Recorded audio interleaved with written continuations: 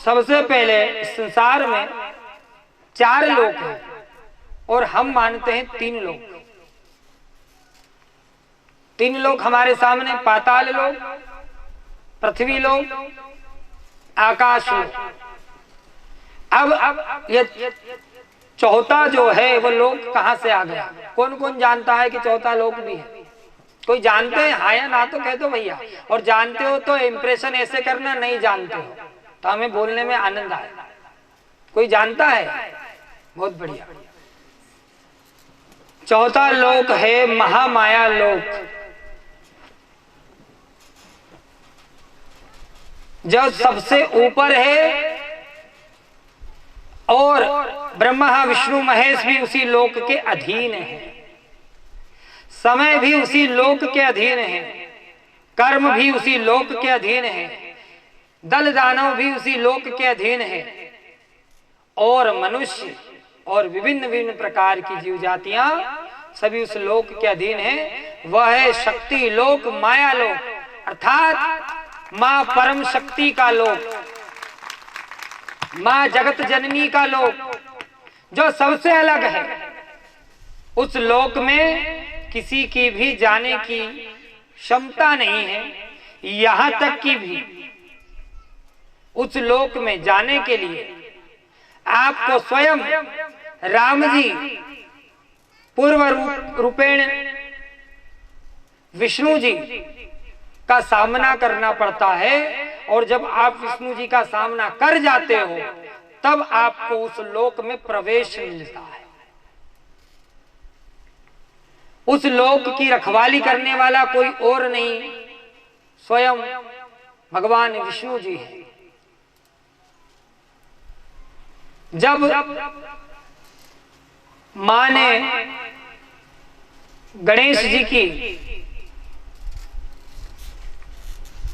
रचना करी थी, उस समय गणेश एक नहीं 2 हुए थे। प्रथम गणेश तो जो महामाई ने अपने शरीर के उपद्रव्यों से बनाया, और जब उसमें प्राण फूका और वह बाल्य रूप में वह मूर्ति जागृत हो गई, तो मां ने अपनी ममता उस पर रिझार कर उसे इतना प्रेम किया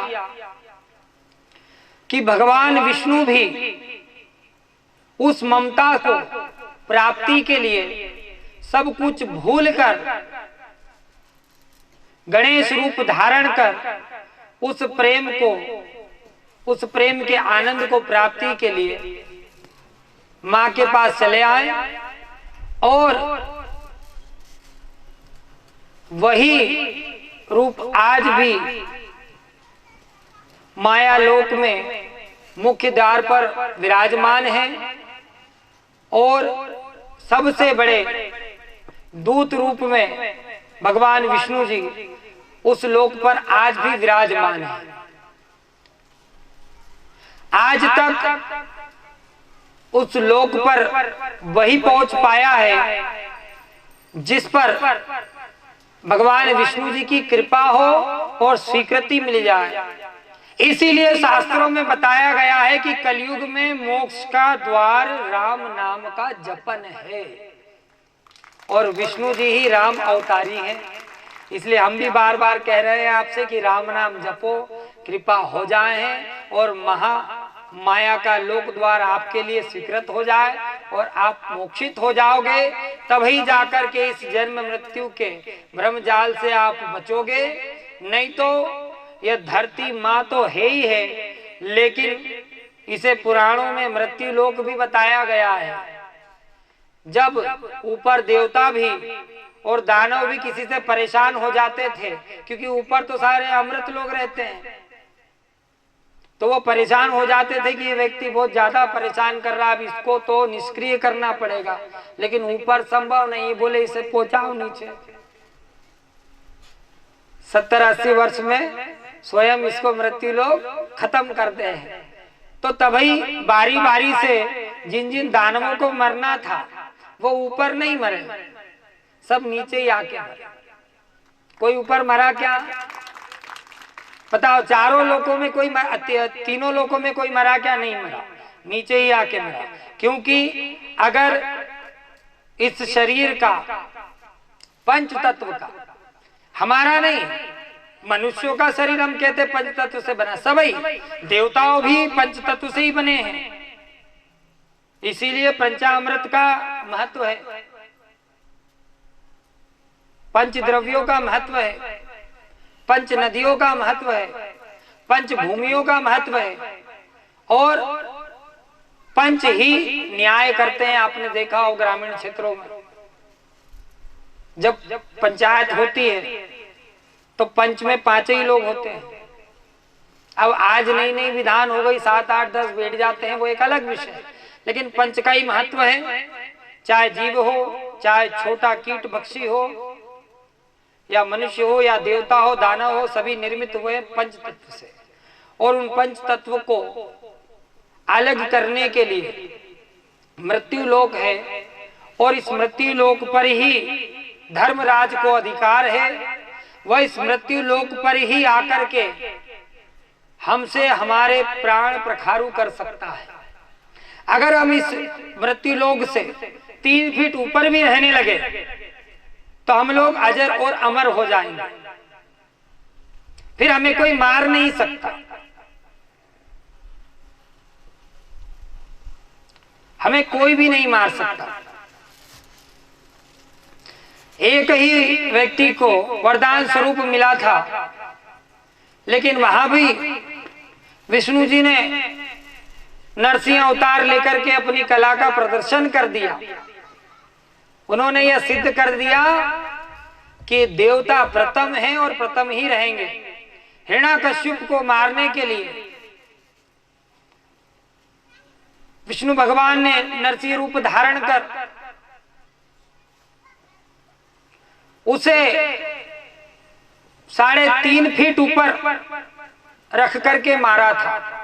आपने देखा होगा, अपने बाएं पैर पर उसे लेटा करके उसे क्षति पहुंचाई, तब जाकर के उसके प्राण विघटन हुए। तो यह सोच का विषय है, यह समझ का विषय है कि शास्त्रों में लिखा क्या है और उस लिखे हुए का अर्थ क्या है। समझाने वाला हमें समझा क्या रहा है, और सबसे महत्वपूर्ण कि हम समझ क्या रहे हैं। हम कुछ और ही समझते हैं।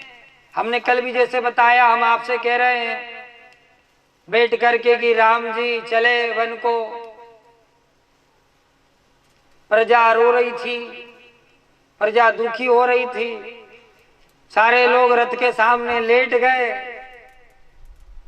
फिर राम जी वन में जा रहे तो पैरों में छाले पड़ गए, माँ सीता रोने लगी। अच्छा, अब हमने कल भी बताया था, हम ऐसे बता रहे जैसे हम वहीं बैठे थे। राम जी जब वन में जा रहे थे तो हम वहीं थे। एक एक चीजें हम आपको ऐसा परफेक्ट बता रहे हैं। और आप नोट करना, जहां जहां हमारे स्वर होना चाहिए ना, जहां चिल्लाना वहां चिल्ला भी रहे हो जोर से कि राम जी चले, कितना दुख किया। तो तुम इतने दुख से परेशान क्यों होते हो? तो आप भी एक तरफ आंसू, माताएं बहनें रो रही है, मन में आ रहा छोड़ दो भिंडी गिलकी, अब क्या करना है, राम जी ने दुख भोगे। तो आप में से कभी भी किसी ने उठ के हमसे आज तक नहीं पूछा, और किसी से नहीं पूछा कि महाराज जाओ तो बताओ, तुम तो ऐसे बता रहे जब राम जी जा रहे थे तुम वहीं बैठे। जिस दिन आपने ये कह दिया ना, जब आप माइक उठा करके हमसे प्रश्नों का उत्तर मांगते हो, तो उन प्रश्नों में भी आप स्वार्थ भरे उत्तर मांगते हो। पहला तो इतनी बड़ी सभा में आप माइक लेकर के अपने ही विषय जानने का प्रयास करते हो, घुमा फिरा करके। भले हम कहते हैं अभी निजी कोई प्रश्न नहीं करेगा, सार्वजनिक प्रश्न होगा या कथा संबंधित प्रश्न होगा तो आप घुमा के पूछोगे। महाराज जी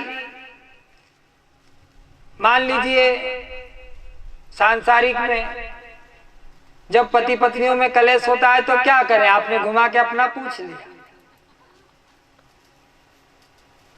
लेकिन कोई ये नहीं पूछता कि महाराज जी आप ऐसे बता रहे हो, ये कहाँ लिखा है, कौन से अध्याय का चैप्टर है, कौन सी रचना में इसका उल्लेख किया गया है।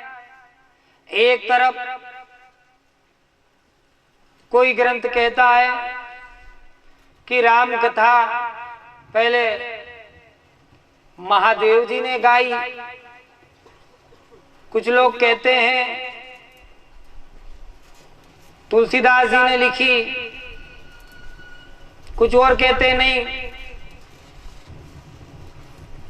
माँ सरस्वती बता रही थी, गणेश जी लिख रहे थे, और कुछ कहते नहीं बोले हनुमान जी ने तो पहाड़ों में लिख दिया था पहले ही नाखूनों से। तो अब जो जैसा बोले, आपको पूछना है कि कहाँ लिखा था, अच्छा किसने लिखा था, और आवश्यकता पड़ जाए तो आप ये भी पूछ लेना कि फिर लिखा तो था ठीक है, पर क्यों लिखा था। जैसे हम बताते